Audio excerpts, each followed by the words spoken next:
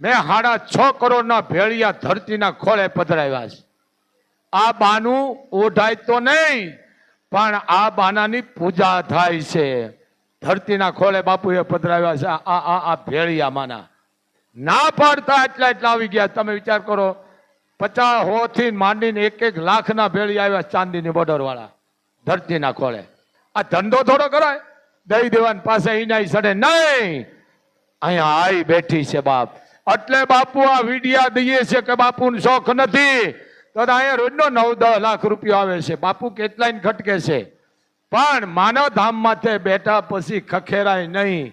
અરે કેવી બેન દીકરી આવતી હોય બિચારી ક્યાંયથી આવતી હોય, તારું કામ થઈ ગયું લાવ લે 5,000, તારું કામ થઈ ગયું લાવ 11,000, લાવ લાખ રૂપિયો, લાવ 5 લાખ રૂપિયો. એ આ નો કરાય.